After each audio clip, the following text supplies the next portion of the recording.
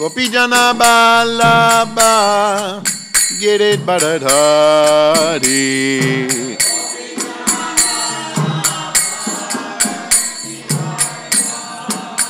Yasuranandana Braja Janaranjana Yasodanandana Braja Janaranjana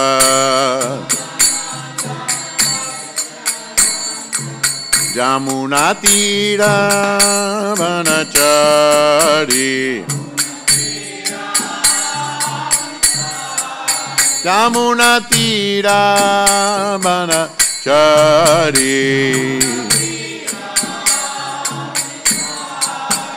Jaya Radha Madhava Kunja Bihari Jaya Radha Madhava Jaya Radha Madhava Kunja Bihari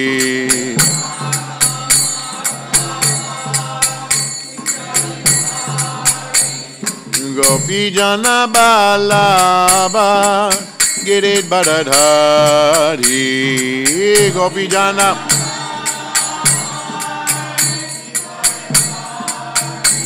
Jaya Gopijana Balaba Girit Bharadhari Gopijana Balaba Yasodanandana Braja Janaranjana Yasodanandana Braja Janaranjana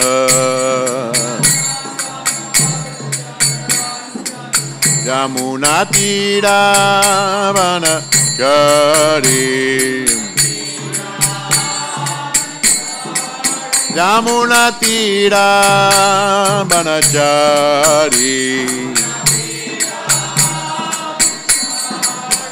Jaya Radha Madhava Kunja Bihari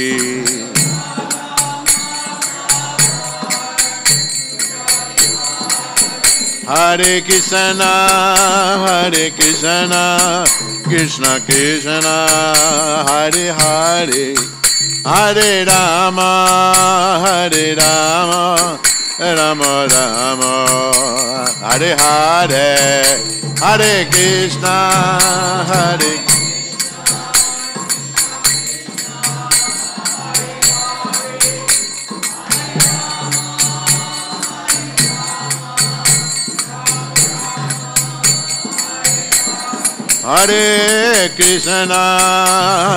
Krishna Krishna Krishna Hare Hare Hare Rama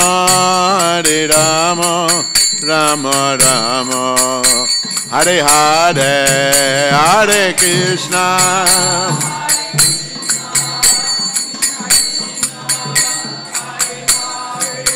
Hare Rama Rama Rama Hare Jaya Radha Madhava Radha Jaya Radha Ballabha Radha Ballabha Radhe Radha Ballabha Jaya Radha Ballabha Radha Ballabha Radhe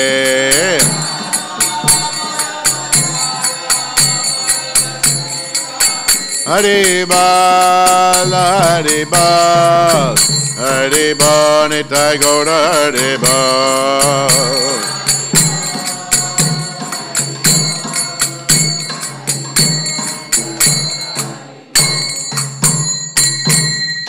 Jayam Vishnupad Paramahansa A.C. Bhaktivedanta Goswami Maharaj Srila Prabhupada Ki Jai Shri Shri Radha Ballabha Ki Jai Jagannath Baladev Subhadra Devi Ki Jai Shri Shri Gaur Nitai Ki Jai Gaur Premanande Hari Hari Bol.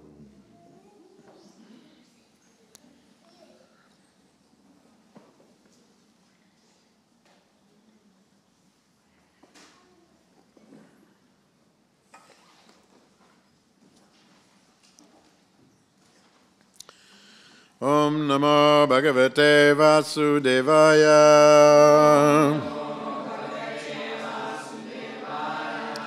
Om Namo Bhagavate Vasudevaya.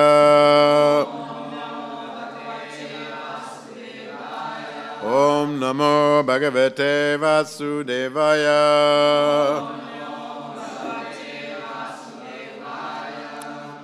This morning we're reading from the Srimad Bhagavatam, Canto 4, Chapter 20, Text 4. Correct? Number 5.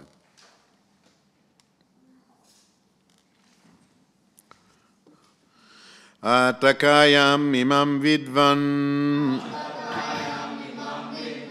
avidya kamakarmabi arabda iti naivasmin pradibudho nusajyate.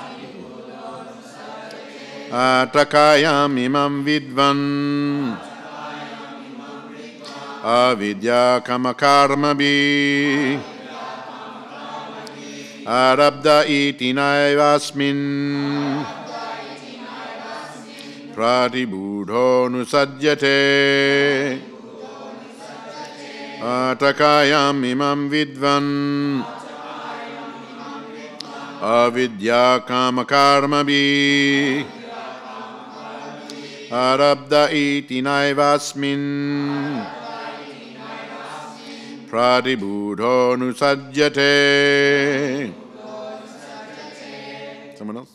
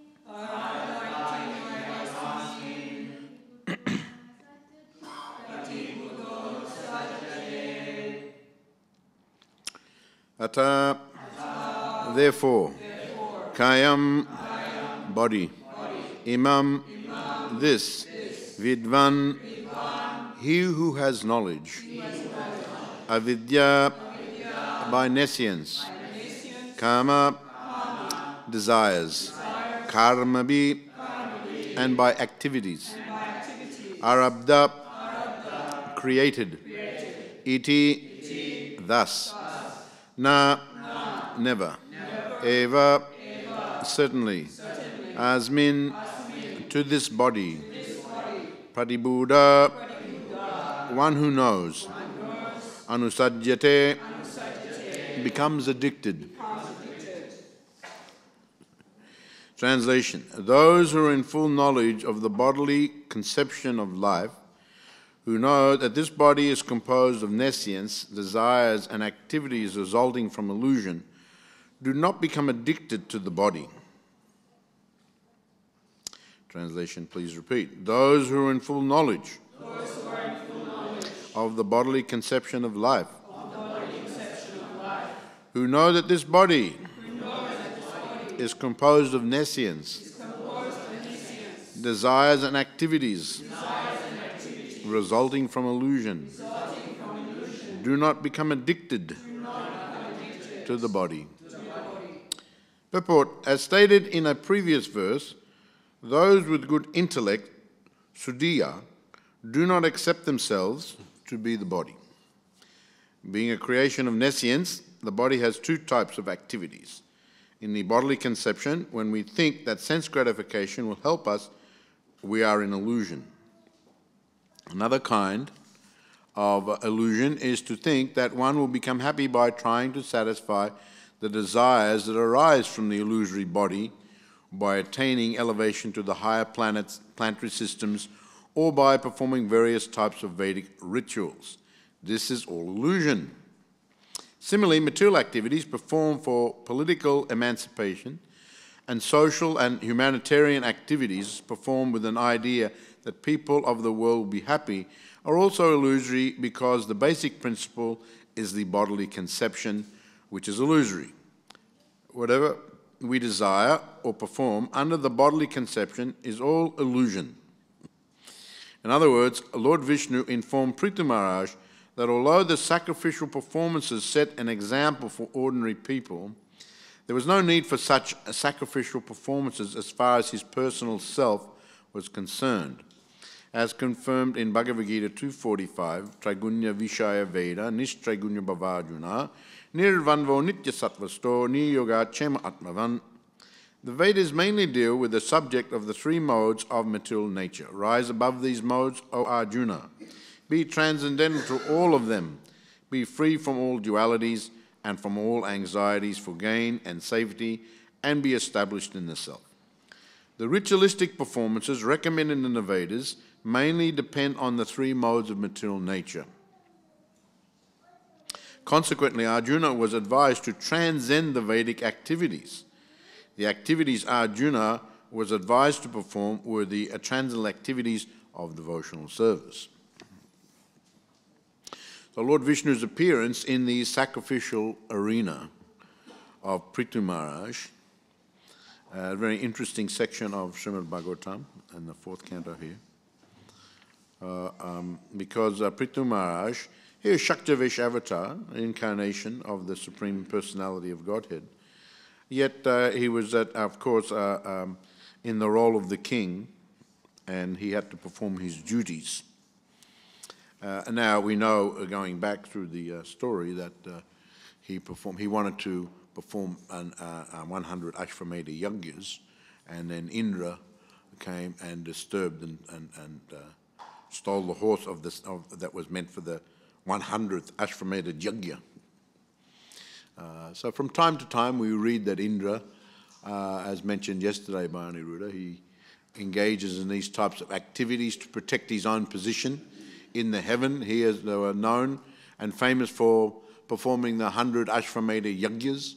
I was just recently in one temple, and there was Ganga Sagara anniversary, with the descent of the Ganga, and flowing, going from the Himalaya to the Bay of Bengal.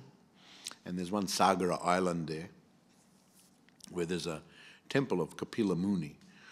So the story was that King Sagara, he also wanted to perform the 100 Ashrameda yajnas, but Indra again stole the horse before he could complete it. And he sent his, King Sagara sent his 60,000 sons. He had 60,000 sons. And he sent them to find where the horse was. He wanted to complete the yajna.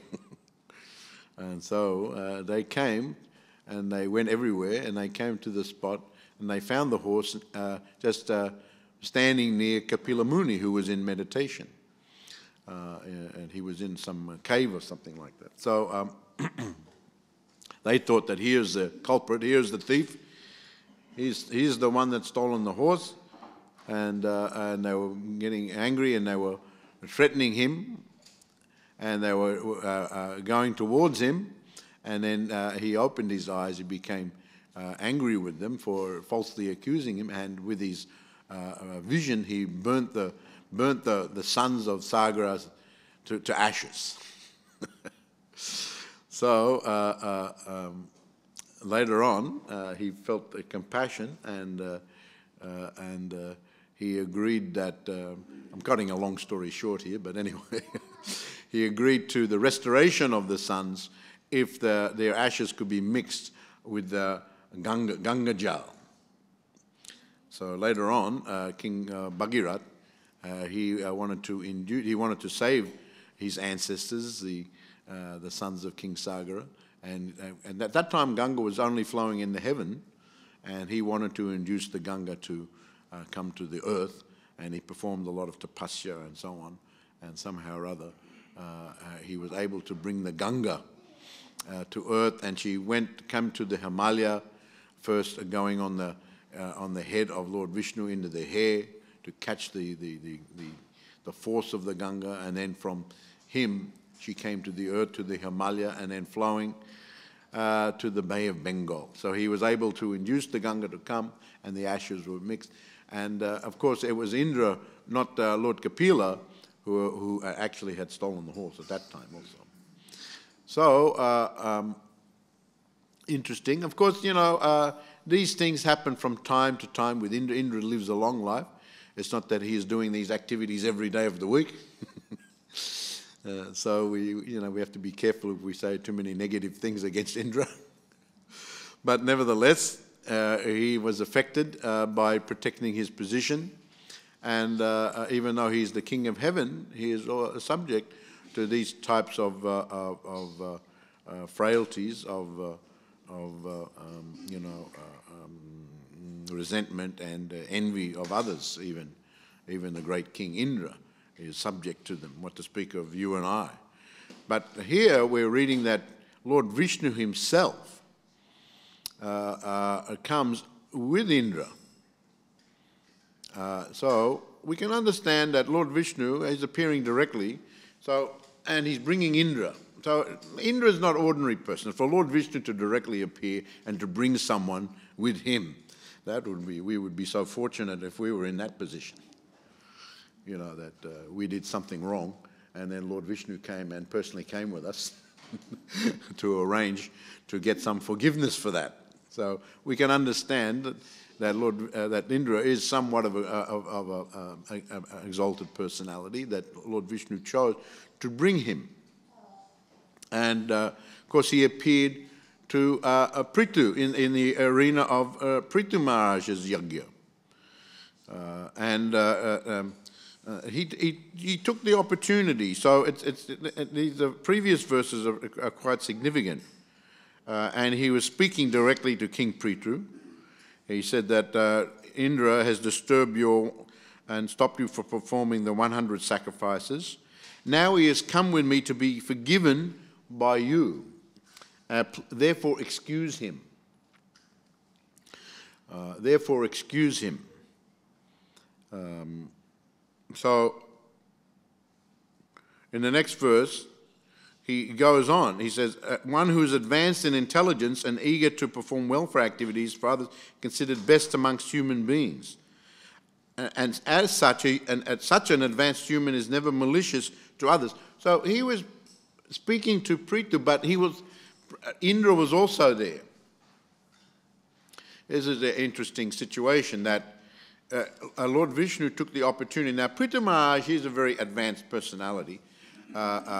Whether or not he needed to hear, he didn't need to hear that. He is because he is actually advanced. But still, Lord Vishnu took the opportunity to present some proper understanding of how to do things and what our mentality should be in these sorts of situations. Actually, he, at the end of one of the previous purport, Srila Prabhupada says that one who is both devoted and highly advanced in intelligence does not take action against the soul of the body. If there's any discrepancy, he forgives. It is said that forgiveness is a quality of those who are advancing in spiritual knowledge. So this forgiving, and you have it there in the Christian religion also. There's a big emphasis on the forgiving, and Lord Jesus Christ forgave the sins of the sinners and so on. So forgiving is actually a quality. And why? Because one who's actually advanced doesn't identify with the body. So here Lord Vishnu is presenting the philosophy very nicely of what our consciousness should be. One who's actually advanced. Now, when one holds resentment against another or has some maliciousness, what is it based on? Generally, it's based on a bodily situation. You know, this one has disturbed me, disturbed my body, or disturbed my activities, or disturbed my position, and all these are, as explained here, symptoms of the bodily identification. Here, Prabhupada says one thing is that we identify ourselves as the body, and another that's an illusion. And another kind of illusion is that we think that by the activities of that body, which we've misidentified with, by the activities of that body, by performing certain things in this world, we're going to be happy by the outcome of that. And whatever that is, and even up to the point of desiring to go to the heavenly, performing ritualistic activities, performing yagyas, that is another type of illusion. And Prabhupada elaborates on it and alluded to by the Supreme Personality of Godhead, and Srila Prabhupada very much elaborates on it, in fact quoting Trigunya Vishaya Veda Nishtraguna Bhavajuna Nirvanvo Nitya Sattvaso Niyoga Chema Atmavan. This Veda and these rituals in the Veda mainly deal with the three modes of material nature, rise above these modes, and Krishna speaking to Arjuna, of course. Rise above the modes of nature. The Veda is meant there to instruct the persons, the souls who have come to the world. They're conditioned by the world. All right, you're in the world, and how to live in the world, and you know, and you have your attachments, but how to gradually rise above your attachments. Now, this is very gradual, and there can be discrepancies in the performance of these rituals and so on and so forth. Factually speaking, in Kali Yuga, they're not recommended, because one has to perform them just rightly, and if there's discrepancy, then there may be a very adverse reaction to that. Instead of pleasing the deva or the devas that you are worshipping, maybe if there's some discrepancy, you will very much displease them. When you're trying to flatter someone, maybe you say the wrong thing, and then instead of flattering them, you insult them. So that can happen. So one has to be very careful. Or if you over-flatter someone, you know, then you know, so many things can go wrong. So therefore, in the Kali Yuga, everyone is subject to so many defects, and the possibility of things going wrong is very high. Very, very high. And so, to avoid the pitfalls of wrongdoings, better just to stick to very simple, straightforward methods, especially as far as living in the world, and how to actually make spiritual advancement. So Krishna is advising Arjuna. First of all, Krishna says, Asocchanan vasocchastram to Arjuna. He says that Arjuna, when he didn't want to fight in the battle of Kurukshetra, this was a situation arranged by Krishna so he could speak nicely Bhagavad Gita, because Arjuna was a very advanced personality. But nevertheless, he put him into some sort of illusion. And then he said that your reasons for not wanting to do your duty and fighting, you were speaking very learned words, but you're mourning for something that is not worthy of grief. The wise lament neither for the living nor the dead. So, and then Krishna goes on to speak to Arjuna. And Prabhupada says indirectly, Krishna called Arjuna a fool, even though he appeared to be offering very intelligent arguments why he shouldn't do his duty and fight in the battle of Kurukshetra right at the last minute. When you think about it, all the armies were assembled, Arjuna was ready, then right at the last minute when he saw, his Bhishma and others, then he didn't want to do it all of a sudden. So Krishna arranged that so he could speak. So Krishna he's a very amazing personality, how he's, of course, the Supreme Personality of God. So he can do so many things, arrange so many situations. Last night I was in a lecture last night, I was giving at one home program, I was mentioning about Bhishma Dev and Dronacharya and how Duryodhana thought that, he was very confident that he would win the war with the Pandavas because he had more soldiers. He had the 11 Akshahinis and the Pandavas only had 7. And not only that, but there was Bhishma Dev, there was Dronacharya, and they were invincible warriors. And how on earth could the Pandavas even think that they would be victorious against the overwhelming force of his army, and plus these great personalities who were invincible? So Prabhupada actually mentioned his purport there that Duryodhana's calculation was well ascertained.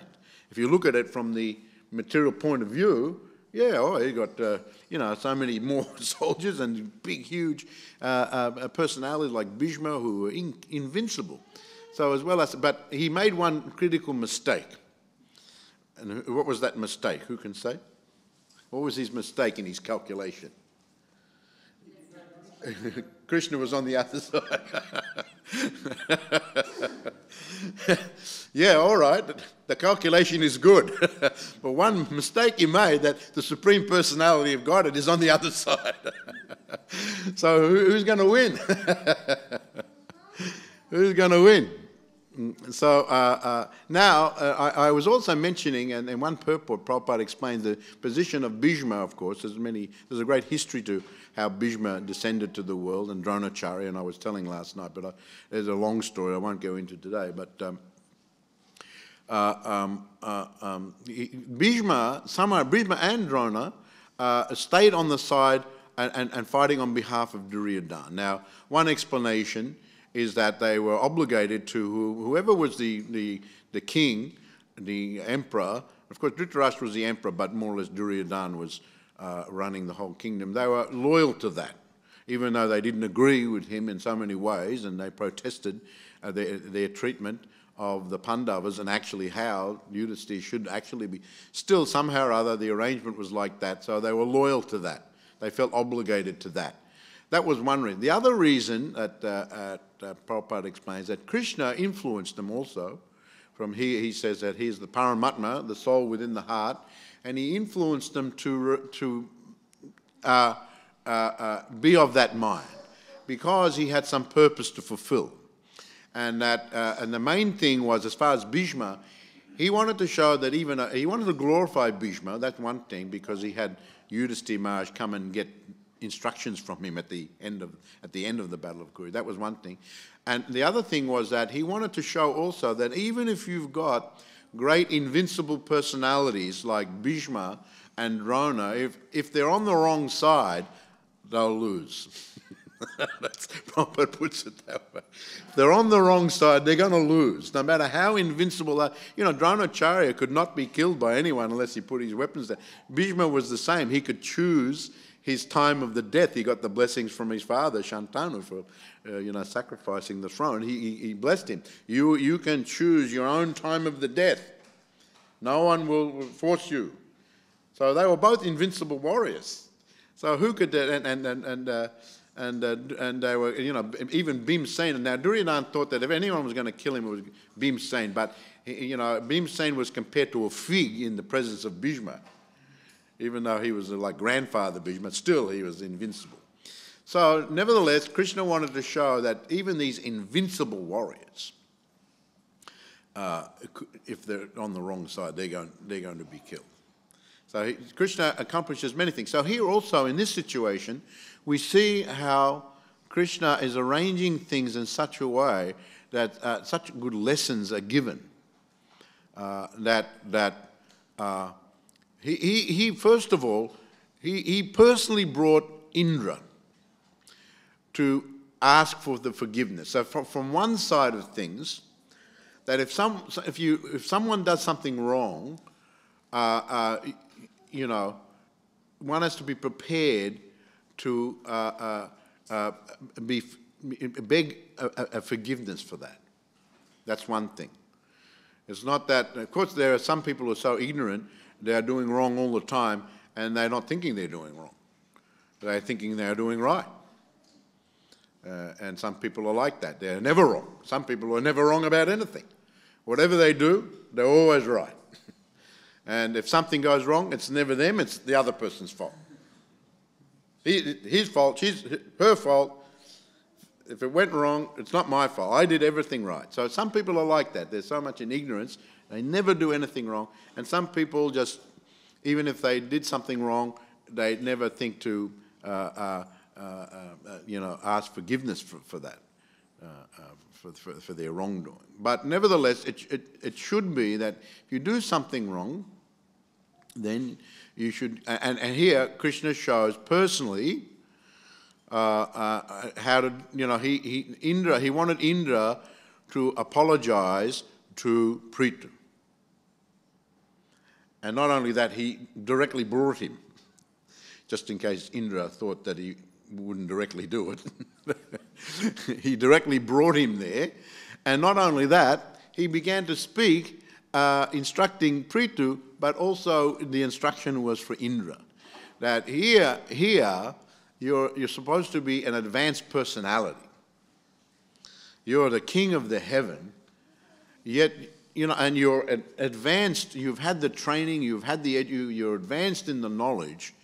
Well, what good is that knowledge if you hold some resentment to others who threaten your position? What's the good of that knowledge?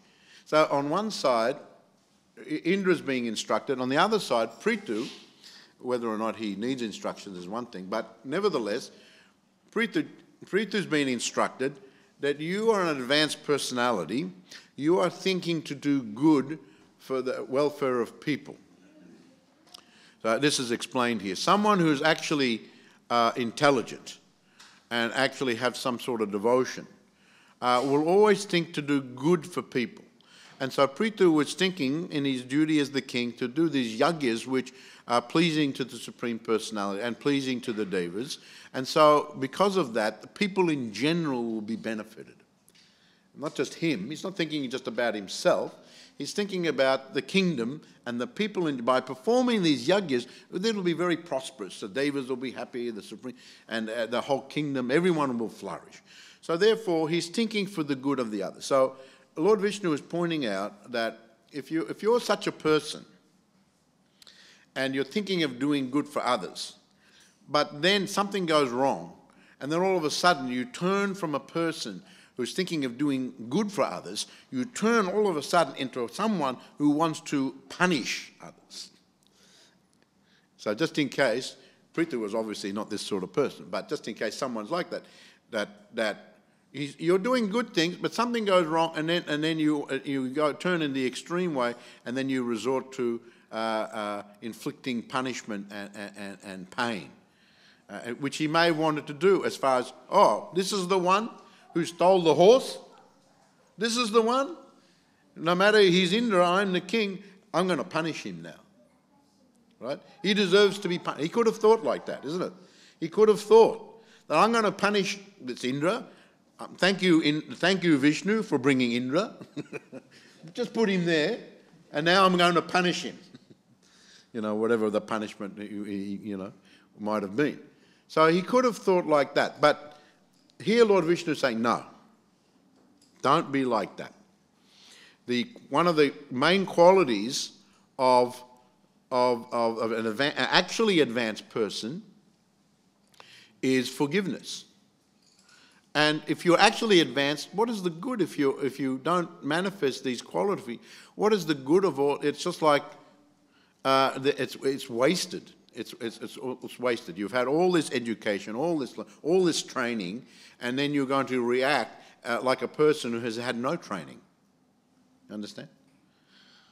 So, of course, great Mahabhagavat devotees, they intrinsically just react in this way, that they'll be forgiving, they'll react in just the appropriate way. But advanced personality, they may not be on the Mahabhagavat platform, but still, even though they may be a feeling to want to take some action against a person, still they should understand that this is not the thing to do, actually. It's not the thing to do. First of all, Indra shouldn't have taken the horse. So that was wrong for him. And why should he be thinking like that? Why is he identifying with the body? This verse today about identifying with the body, or, directly, I am a man, I am a woman, I am intelligent, I am beautiful, I'm this, that, the other thing. This is, and Prabhupada says this is, he uses this word illusion so many times in this purport we read. In this particular point, this is illusion, this is illusion, this is illusion. He repeats it so many times. It's illusion. The whole thing is illusion. So just to think you're the body, that's illusion. To think that activities that you do with the body, they're also illusion. But nevertheless, there are people, especially Kali Yuga, mostly everyone, who are in this illusion. But someone who's actually advanced, when people who are in illusion do things that are very unsavory, what should be the reaction of someone who's very advanced? This is the lesson to be learned by those who are advanced and those who are aspiring to be advanced. So there's a lot of lessons to be learned here. First of all, how to react in these situations. One must practice a lot of patience and tolerance, even though the urge to retaliate. And so Lord Vishnu is instructing, he's directly asking him, please excuse him. In this first verse, Lord Vishnu directly says that I have brought Indra, now he has come with me to be forgiven by you, therefore excuse him. So, I mean, what is Prithu Maharaj going to say? No. I remember years ago here in Melbourne, actually, that there were a couple of brahmacharis, they were having some big argument, and I got a little out of control. And so I came and I was the president here at the time. So I had to speak to, I spoke to one of them. Well, he came to me, and I said that, and he explained everything from his side, so I was listening, and then I said, well, best thing in these situations, whoever's at fault, the best that the Vaishnavas, they, whatever the misunderstanding, and, they beg forgiveness if they've caused any harm or pain or hurt or anything like that. So I'll go and speak to the other brahmachari, and if you're ready to go and apologise. And so the first one said yes, no, all right. Yeah. And then I went to the second one, and I said the first one, he's ready to apologise and ask for forgiveness, and that second one said no. What he did was so bad, I can't forgive him. So I had to explain to him that all right, I know you're hurt, but still, if you're an aspiring Vaishnava, and the aspiring Vaishnavas always try to manifest the best qualities, and to not accept someone's apology. This is not showing the best qualities. So anyway, after a long discussion, I was able to convince him, and they both apologized to each other. But so I just was remembering that as I was saying. But so someone shouldn't be like that. If someone is willing to come forward if someone's willing to come forward and apologize, then one should be ready to accept that apology. Of course, there are those who commit so many bad things and don't apologize and aren't prepared to, and they perhaps even keep committing. So that's another situation that has to be understood on an individual case-by-case, how to react to that. Generally, one practices forbearance and tolerance, but sometimes those persons who are advanced can speak to those personalities who are like that and try to bring a more congenial situation about. But anyway, in this case, Lord Indra has come. He's agreed to come with Vishnu, and Vishnu is directly asking that you please excuse him. Another point is that, as I've already mentioned, that if we don't practice the best qualities, even though we may not immediately feel like it, we're not on the topmost levels yet, at least we should understand that we should be doing that. Because by surrendering to the lower nature and allowing the lower qualities to manifest, that won't at all be helpful to advancement in Krishna consciousness. Ultimately, the individual will be the loser. The individual will be the loser. One can choose to remain angry or to retaliate, but that won't be very helpful, in maintaining anger against someone, and that can go on for a long time. I remember one devotee came to me and admitted that, I've been feeling anger against this other devotee for something he did. Even when I'm chanting my rounds, I'm chanting angry rounds. Even my japa is angry because I'm just thinking of this thing. So I said, that's not good. Angry japa is not good. But nevertheless, sometimes we may feel, we may find ourselves in this situation, that even our japa is angry japa. So one should be mindful. Therefore, Prabhupada, of course, encourages us to attend the classes and hear these types of things and hear these lessons. So indulging in the lower nature and allowing the lower qualities to manifest, we don't lose our devotional service, but it doesn't behoove someone who's had that education and that advancement.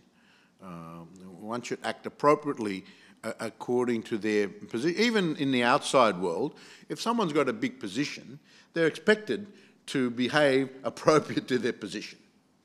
If you're the Prime Minister of Australia, you're not expected to act in a very gross, and you're the Prime Minister. You have to act in an appropriate way as befitting your position. You can't, because such and such on the street corner, he did it or she did it, doesn't mean you can do it. You are the Prime Minister. You understand? So also, we are devotees.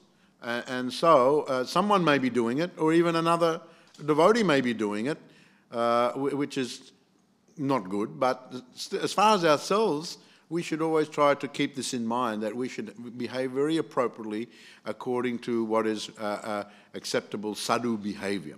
And if from time to time we cross the line of the sadhu, Prabhupada actually in one place, I remember reading, he says, in actions, don't cross the line of the sadhu.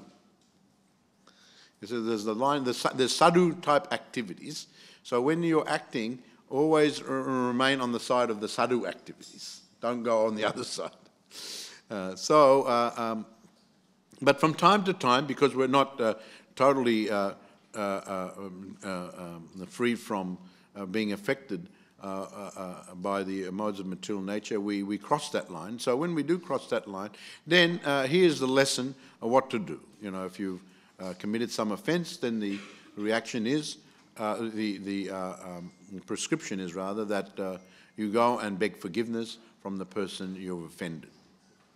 And generally, of course, at the end of the life is also prescribed that when all the family members come and others come, that one asks forgiveness for any offences that they may have performed, knowingly or unknowingly.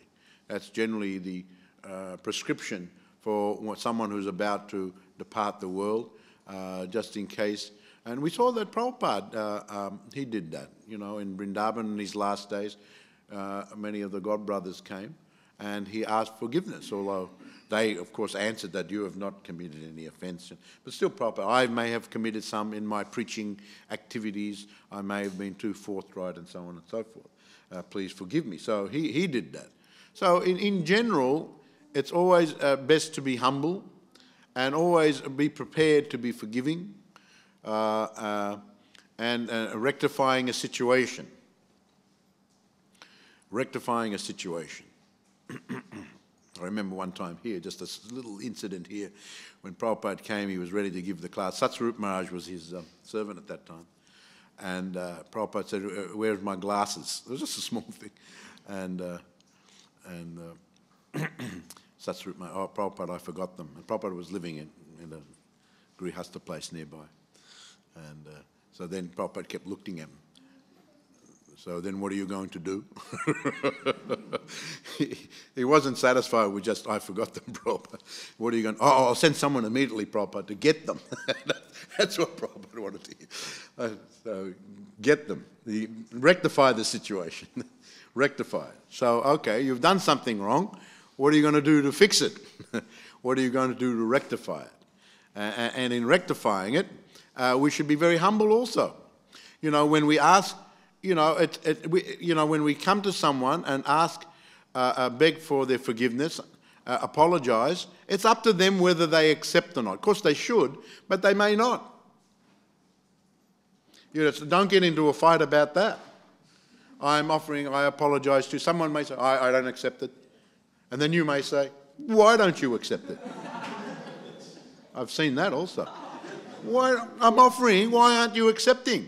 Well, I don't want to. Why don't you want to? Then a whole other fight starts. You see?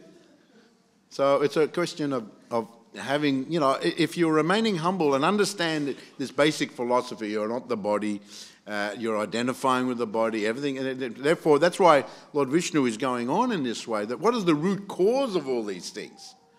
More or less, that is the explanation, why the explanation is given here. What is the root cause of, committing offences, doing all these things? Why did Indra? The root cause of this is the bodily identification. That's the root cause.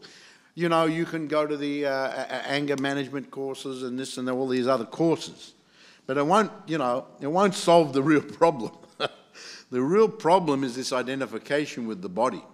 There's always going to be something going wrong, because the body is just is temporary and fragile. So it's always something. So you can't have a situation where everything's going to be perfect in this material world. There's always going to be something. So doing this, they may be temporarily helpful, may have some good ideas, but ultimately it's not really going to solve the problem. Solve the problem is get to the root cause of it. This is bodily identification. And then once you understand that, now how to realize it. It's one thing to have the knowledge of it, another thing to have the realization that I am the soul, I am not the body. So that's the other thing, because someone who reacts in a very negative way to very provoking situations, even though they know they've had some education as far as spiritual knowledge, that means that their realization is not perfected yet. The knowledge is there, but the realization is not perfect. And a symptom of it is that how you just reacted. Understand? How you just reacted is a symptom of how you're not on the perfectional level.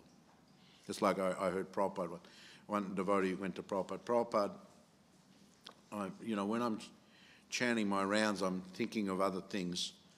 And Prabhupada says, that is because your chanting is not pure yet. Your chanting is not pure yet. So just someone to say that is an indication that the chanting is not pure.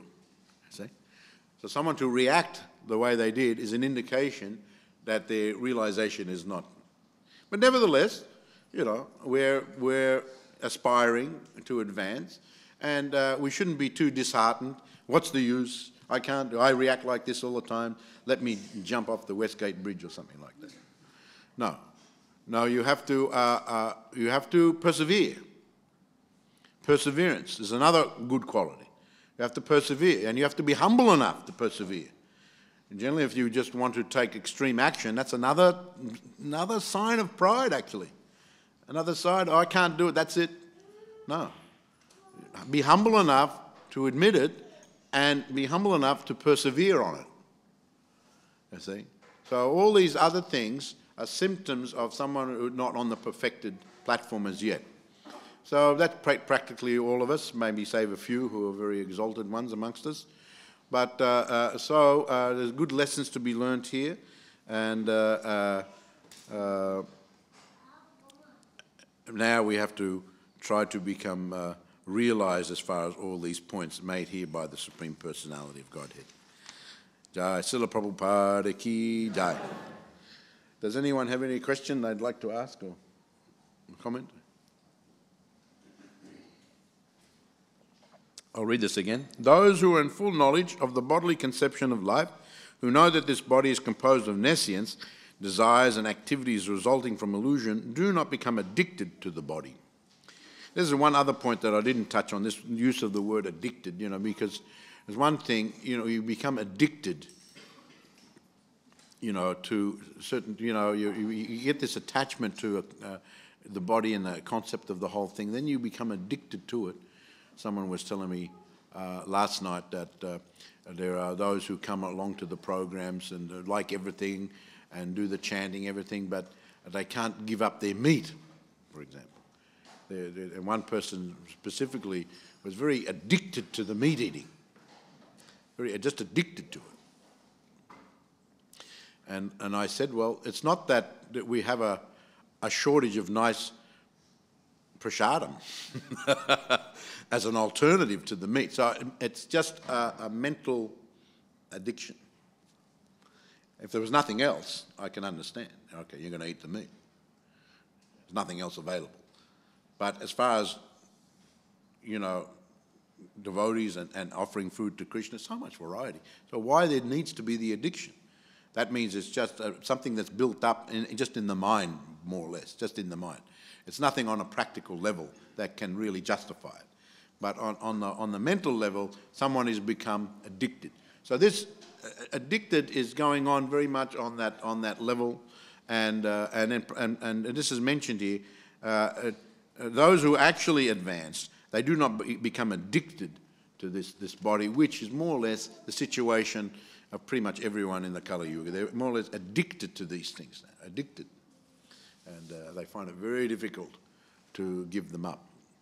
Therefore, and no amount of other activities, even the ritualistic yagyas, but the Krishna consciousness as given by Lord Chaitanya Mahaprabhu is very, very, so powerful, as presented and given to us by our acharyas and by Srila Prabhupada.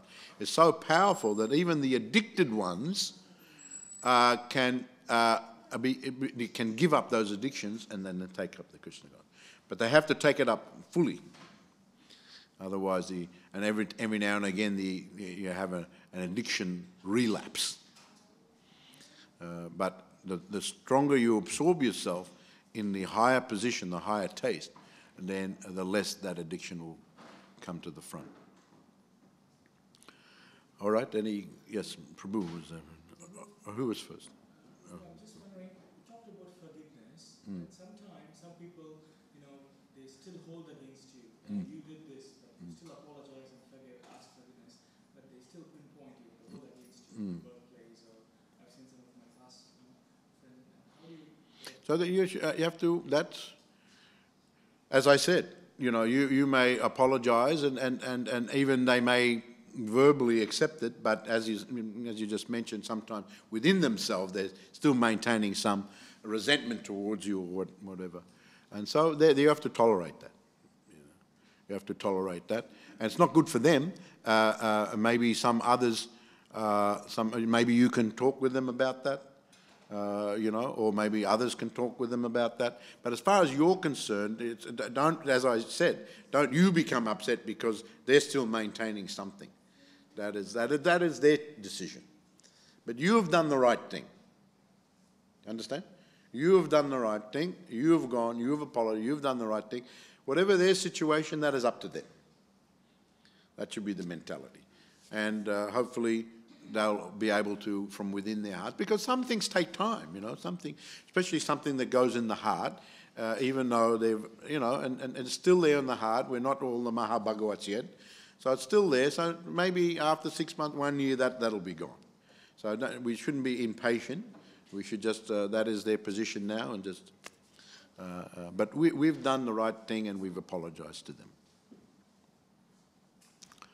Yes. Mm. Because we're an illusion, we are attached to the body, or because we're attached to the body, we are an illusion? How does it work? Because we're an illusion, say again. Because we're an illusion, we're attached to the body, or because of attachment to the body, we get an illusion. Now, it comes from originally our forgetfulness of Krishna, so and our own position.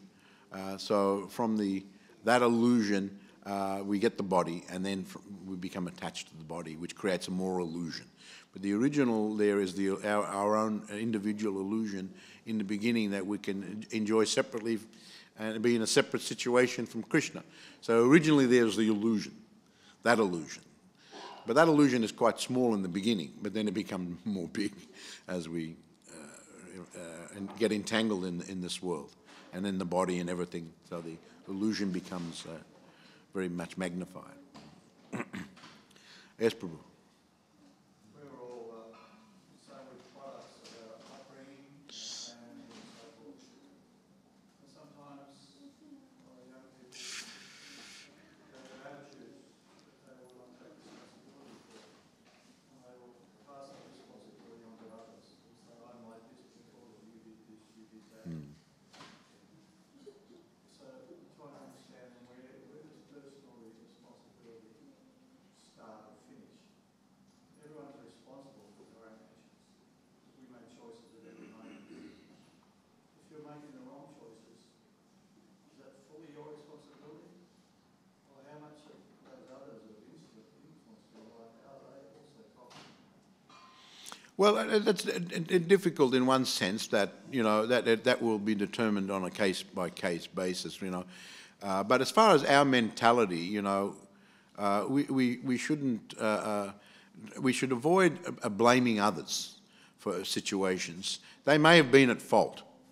Our mood should be more, all right, something's gone wrong, let's try to rectify it. But if we get caught up in just blaming and criticizing, then that's not good. We should accept, responsibility as much as possible on ourselves. I remember one time Prabhupada was asked by one of the temple presidents, what does it mean to be a temple president, Prabhupada?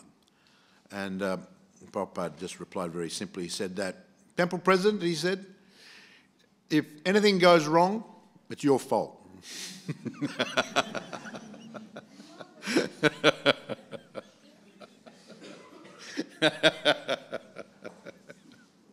So in other words, according to the situation, we accept more and more responsibilities. Someone may have been at fault, not us, but nevertheless, we try to, so in other words, don't get into, as I said in the beginning, some people just are never wrong. They always blame everybody else, and it's always everybody else's fault, and that's an excuse for them to criticize everyone. So we should avoid that at all costs. Should avoid that at all costs. But nevertheless, there may be someone who did something wrong. So therefore, let's try to rectify it, and don't allow ourselves to indulge in the mentality of criticizing continuously and fault finding and so on and so forth. So the degree and the situation, that will have to be seen according to actually the situation. But our mentality should always be, we should accept as much responsibility as possible. If something does go wrong, and especially if it's in a sphere of our jurisdiction, then we have to try to do something about it, even though we may not have been personally responsible. And the other person made the mistake. So that's always the mood of the Vaishnavas and the mood of the Guru. Prabhupada told us that, you know, as my disciples, you have to behave appropriately. Otherwise, if you do something wrong, it will reflect on me. It will reflect on me, because you are my disciples, and then they'll blame the Guru. Why the Guru is not doing something? So he said to us from time to time, just you are my disciples, so act appropriately. Yes, Dhruva, last question. Speak loudly, you're on the back. If somebody is humble, I think the forgiveness is sort of automatically because he does not even take offenses. But if somebody forgives it, he is not necessarily humble yet. If someone forgives, Yeah. he is not humble yet. Is that a Oh. correct way to say it? Yeah, the first part was, yeah, if someone actually is humble, what was that first part? If someone is humble, you said? The forgiveness is automatic. Yeah, forgiveness will be automatic, yeah. Offenses. Yeah, well, that's okay, because someone's humble, and then he'll accept apology because he's a humble person. But the second part was the forgiveness? If somebody forgives, He's not humble. that's not necessarily No, it may be. It may be. I understand what you're alluding to, but who am I to forgive anyone? It's that type of matter. I'm a nothing. How could, you know? Why should I take offence in the first place? But still, if someone actually comes, then even if you're like that, who am I to forgive? I'm a nobody. I didn't take offence anyway. Still, he's offering apology. As a gesture, you accept it. That is the etiquette. That is the etiquette of the Vaishnava etiquette. Someone comes, and then you accept it, and you be gracious. Thank you very much. I accept your apology. So maybe you didn't, maybe you didn't think that any offence was committed. So you might think that, why should I give the forgiveness, because there was no offence. But still, the graciousness has to be there. Yeah, thank you. You can say like that, oh, I didn't take any offence. But nevertheless, if you want to apologise, that's it. All right, thank you very much. Jai Srila Prabhupada ki Jai. Gaur Premanandi Hari Hari Bol.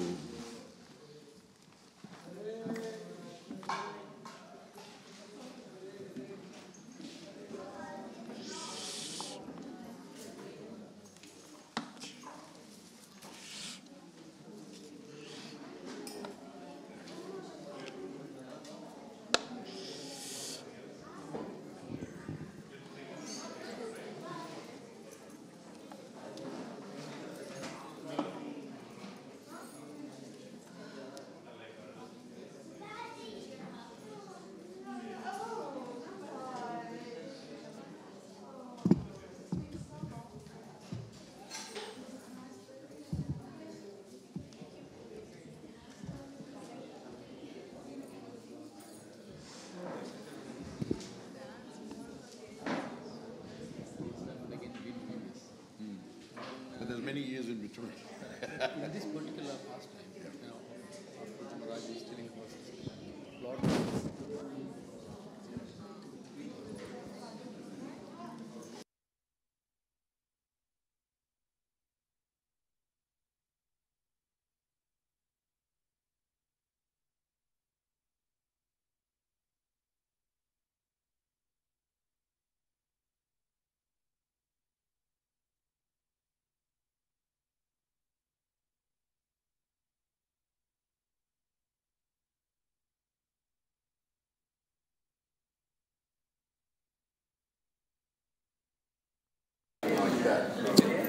Didn't give me.